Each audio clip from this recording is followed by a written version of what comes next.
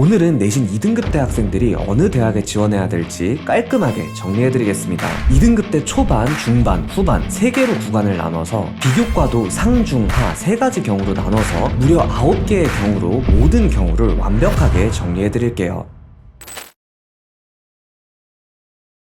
먼저 2점대 초반입니다. 비교과가 좋은 학생들은 스카이까지도 도전이 가능합니다. 실제로도 스카이 대학에도 2점대 합격자가 많이 나오고 있습니다. 단순히 예외적으로 몇 명이 합격하는 수준이 아니라 70% 컷이 2점대로 내려오는 경우도 많습니다. 이 말은 30% 이상의 합격자가 2점대 내신이라는 거예요. 물론 모든 경우에 이런 것은 아니지만 단순히 내 내신 앞자리가 2라는 이유로 스카이에 도전을 아예 포기하지는 마시길 바랍니다. 비교과가 좋은 내신 2점대 학생들은 서성한 뿐만이 아니라 스카이 대학에도 지원이 가능하다는 거 잊지 마세요. 만약 비교과가 평범한 경우에는 중경외시에서 건동홍이 적정 라인입니다. 2점대 초반도 내신이 2.01이냐 2.29냐에 따라 다를 것이고 비교과도 중상인지 중하인지에 따라 다를 것이기 때문에 정확하게 어디가 적정이다 라고 말씀을 드릴 수는 없습니다만 내신만 대략적으로 봤을 때 일반고 기준 중앙대 2.0에서 시작해서 건국대 2.3, 홍익대 2.4 정도로 보면 크게 다르진 않습니다. 다만 건국대 KU 자기추천 전형이나 동국대 두드림 전형의 경우 특목고, 자사고 지원자로 인해서 실제로 공시된 내신 등급과 지금 말씀드린 등급 간에는 약간의 차이가 있다는 점 참고해 주시길 바랍니다. 그리고 교과 전형만 쓰는 학생들, 비교과가 아쉬운 학생들은 2점대 초반이더라도 건동홍 라인을 확정적으로 합격한다고 보기는 어렵습니다. 내신 등급으로만 봐도 그렇고 건국대와 동국대의 교과 전형 특징을 생각해봐도 그래요. 두 학교는 교과 전형임에도 생기부를 반영하기 때문입니다. 하지만 그렇다고 해서 건동홍 라인이 상향이라거나 무리한 지원이라는 게 아니라 장담은 할 수 없다라는 거예요. 따라서 건동홍 3개 학교를 모두 지원하고 국숭세단 교과 전형을 안정으로 1개에서 2개 정도 활용하는 전략을 쓸 수 있습니다. 나머지 1개는 큰 기대까지는 하지 않더라도 중경외시에서 후회 없이 한번 질러볼 수 있겠죠. 다음으로 2점대 중반입니다. 여기부터는 입사관이 감동의 눈물을 흘릴 정도가 아니라면 스카이 합격은 쉽지는 않습니다. 물론 2등급이 아니라 3등급도 서울대 합격 사례가 있긴 하죠. 근데 그렇게 따지면 로또 1등도 매번 10명이 넘게 나온다는 거 꼭 생각해 보시길 바랍니다. 그만큼 이례적인 일이니까 여러분들도 알 만큼 이슈가 된 거예요. 그러니 내신이 2점대 초반에 가까운 중반이고 그리고 비교과가 압도적으로 좋은 것이 아니라면 상향은 최대 서성한, 주전략은 중경외시, 중경외시에서 총력을 다하는 전략을 사용해주세요. 그리고 비교과가 평범하다면 건동홍을 매우 적극적으로 활용하시길 바랍니다. 건국, 동국대가 교과 전형임에도 생기부를 반영하기 때문에 딱 여기 학생들이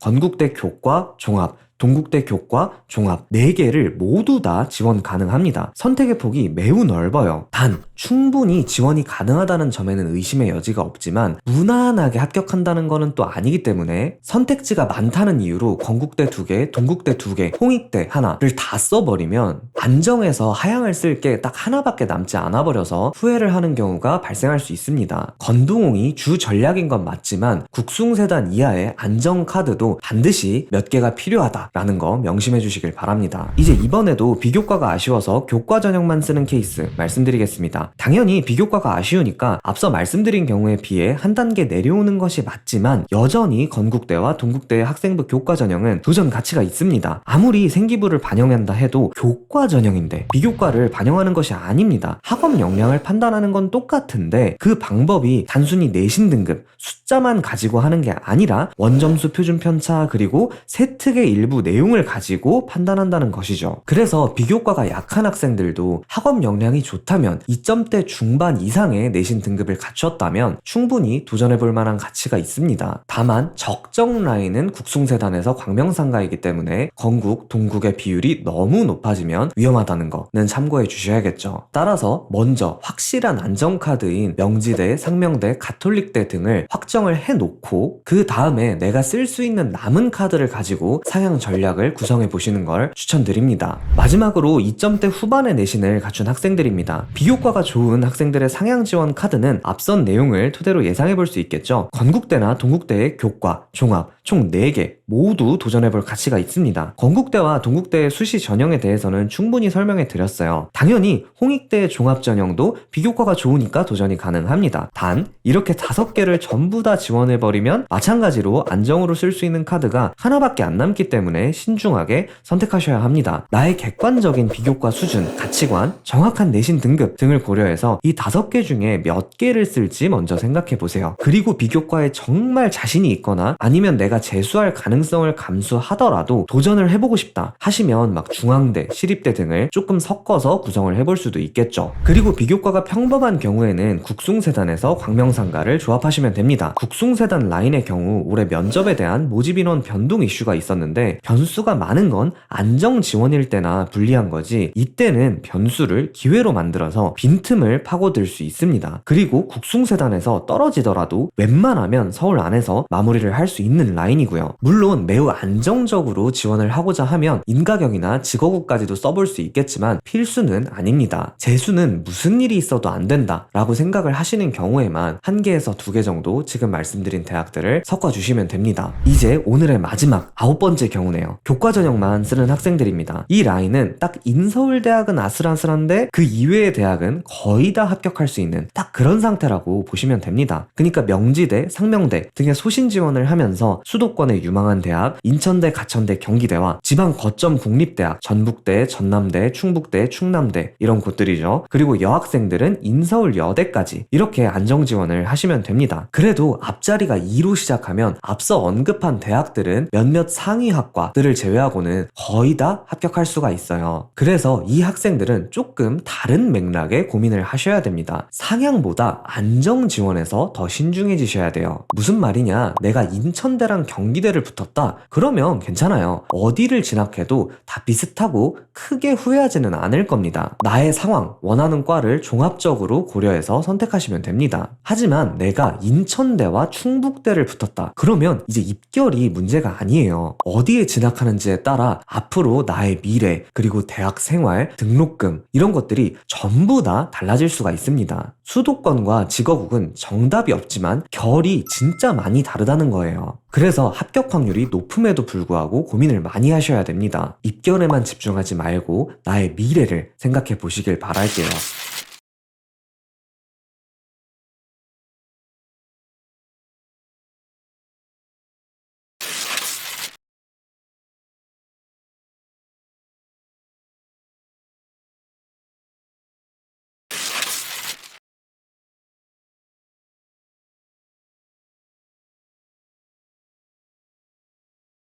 네, 그러면 이렇게 내신 2등급 대학에 대한 정리를 마치도록 하겠습니다. 오늘의 영상이 여러분들께 많은 도움이 되었길 바랍니다. 감사합니다. 입시크릿이었습니다.